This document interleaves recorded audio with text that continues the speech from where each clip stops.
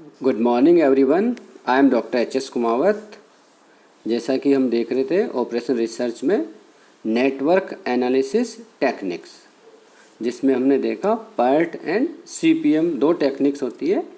इसमें मैंने आपको बताया था कि प्रोजेक्ट क्या होता है और नेटवर्क क्या होता है ना। प्रोजेक्ट नेटवर्क एनालिसिस टेक्निक में अनेक परियोजनाएं होती है और जिनको विभिन्न स्टेजेस में कंप्लीट करते हैं और टाइम पहले से डिसाइड कर लेते हैं कि एक इस टाइम में हम इसको कंप्लीट करेंगे। फॉर एग्ज़ाम्पल, जैसे हम रिवर पर कोई ब्रिज बना रहे हैं या बड़ा जहाज़ बना रहे हैं, बड़ी बिल्डिंग बना रहे हैं, या मंगल ग्रह पर यान भेजने की योजना बना रहे हैं, या नया प्रोडक्ट मार्केट में ला रहे हैं, तो उसके लिए हम नेटवर्क एनालिसिस टेक्निक यूज़ करते हैं। और दो टेक्निक्स हैं, PERT एंड CPM।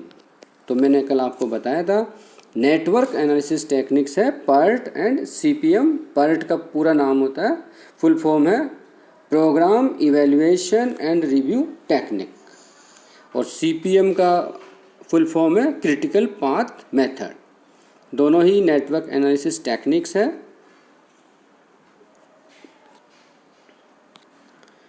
हम देखते हैं PERT के अंतर्गत क्या किया जाता है। तो परियोजना को संपादन के लिए पहले प्लानिंग की जाती है, फिर कार्य प्रारंभ करके उसकी समीक्षा की जाती है और क्रियान्वयन से संबंधित आवश्यक या संशोधन किए जाते हैं। इसका मतलब प्रोजेक्ट को डिपेंडेंट एक्टिविटीज़ में विभाजित करके उनके लॉजिकल सीक्वेंस का निर्धारण किया जाता है। प्रोजेक्ट को वांछित अवधि में पूरा करने हेतु आवश्यक जो भी श्रम और साधन उसका अनुमान लगाया जाता है और उन्हें विभिन्न स्तरों पर आवश्यकतानुसार अलॉटमेंट किया जाता है। फिर उन बिंदुओं का पता लगाया जाता है जहां अधिक ध्यान देने की आवश्यकता है, और उसके बाद एक्टिविटीज़ का पता लगाया जाता है जिन्हें निर्धारित समय पर किया जाना आवश्यक है। इस तकनीक में भावी कठिनाइयों का पूर्व में पता लगाकर कार्य प्रारंभ होने से पहले ही उस कठिनाइयों को दूर करने का प्रयास किया जाता है। और क्रिटिकल पाथ मेथड में उपयोग किसी प्रोजेक्ट में लगने वाली कॉस्ट और उसके टाइम, कॉस्ट और टाइम में समन्वय स्थापित करने हेतु किया जाता है।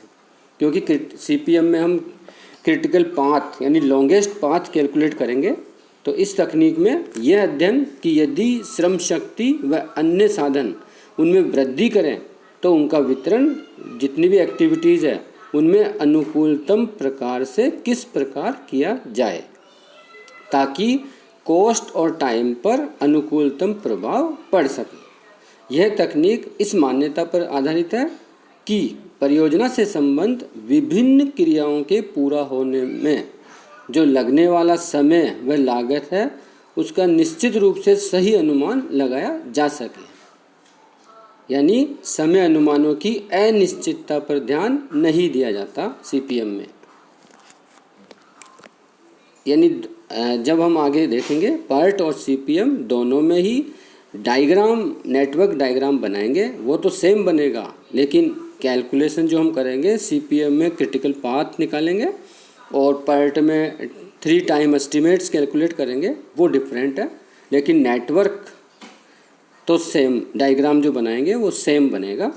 तो हम देखते हैं कि डायग्राम कैसे बनाएंगे। उससे पहले हम कुछ समझते हैं कि व्हाट इज़ द एक्टिविटी। क्योंकि हम डायग्राम जब बनाएंगे तो उसमें एक्टिविटीज़ शो करेंगे, इवेंट्स शो करेंगे। तो एक्टिविटी क्या होती है? किसी कार्य को पूरा करने हेतु सोर्सेज और टाइम की आवश्यकता होती है। एक एक्टिविटी प्रोजेक्ट का भाग होती है जिसे हम कैसे शो करते हैं? एक तीर युक्त रेखा उससे प्रदर्शित करेंगे। An activity refers to the physically identifiable part of project. It consume time and cost. Activity represent by an arrow, यानी हम एक एरो बनाएंगे, ये शो करेगा एक्टिविटी। इसका लंबाई से कोई संबंध नहीं है, हम कितनी भी लंबी बना सकते हैं, छोटी बना सकते हैं। तो इस रेखा की लंबाई का एक्टिविटी टाइम से कोई संबंध नहीं होता। ये इसका जो आगे वाला पार्ट है यानी हेड, ये बताता है कि प्रोजेक्ट किस दिशा की ओर आगे बढ़ रहा है। और ये रेखा सीधी भी हो सकती है, तिरछी हो सकती है या अनेक मोड़ वाली हो सकती है।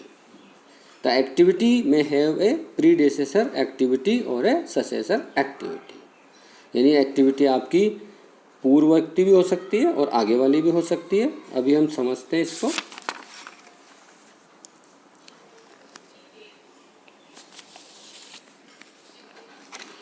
प्रीडिसेसर एक्टिविटी क्या होती है?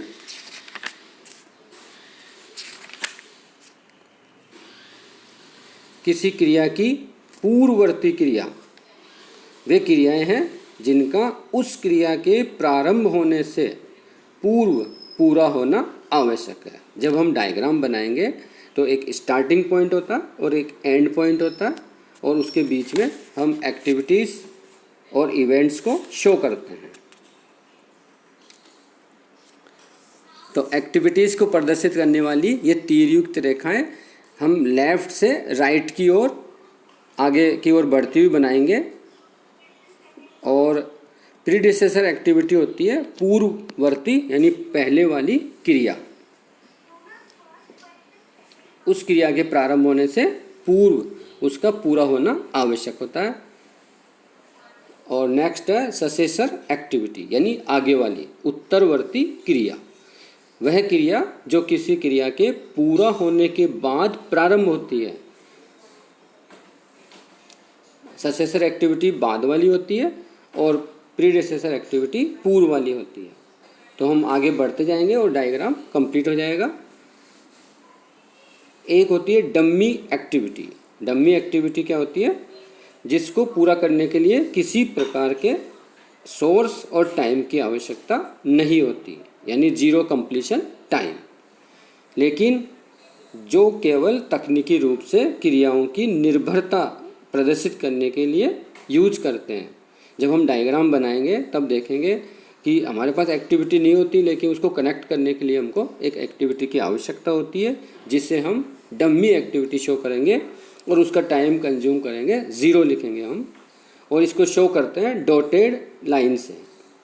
जब हम एक एरो बनाएंगे तो डॉटेड एरो बनाएंगे, वो शो करेगा डम्मी एक्टिविटी और जिसका टाइम होगा ज़ीरो, यानी इसको तीर युक्त रेखा से प्रदर्शित करते हैं। इसके बाद हम देखेंगे इवेंट्स क्या होती है, नोड्स। तो जब भी हम डायग्राम बनाएंगे तो उसके जो नेटवर्क डायग्राम के रूल्स होते हैं वो समझना पड़ेगा हमको कि एक्टिविटी को प्रदर्शित करने वाली जो हम एरो बना रहे हैं, तीर युक्त रेखा बना रहे हैं, वह लेफ्ट से राइट की ओर और आगे बढ़ती हुई बनाएंगे। और जो तीर युक्त रेखा है यानी ये एक्टिविटी वाली एरो है, ये एक दूसरे को नहीं काटनी चाहिए। और डम्मी एक्टिविटी की संख्या को हम कम से कम रखेंगे, क्योंकि कम से कम डम्मी बनाने से, व्यर्थ की डम्मी से क्या होता है, हमारे डायग्राम में जटिलता उत्पन्न हो जाती है। इसलिए हम डम्मी एक्टिविटीज़ मिनिमम रखेंगे और अलग अलग एक्टिविटीज़ को प्रदर्शित करने के लिए अलग अलग तीर युक्त रेखाएं खींचेंगे। एक ही घटना नोड से प्रारंभ होने वाली एरो यानी तीर युक्त रेखाओं के बीच का कोण हम यथासंभव न्यूनतम कोण बनाएंगे, यानी न्यूनतम होना चाहिए। और कोई भी दो एक्टिविटी, जैसे हम बाद में देखेंगे, ए से स्टार्ट होगी, सी, ए से बी, ए से सी, तो कोई भी दो एक्टिविटीज़ की टेल और हेड दोनों ही इवेंट्स समान नहीं होनी चाहिए। ये बाद में समझ में आएगा आपको। अर्थात दो इवेंट्स के बीच केवल एक ही एक्टिविटी हो सकती है।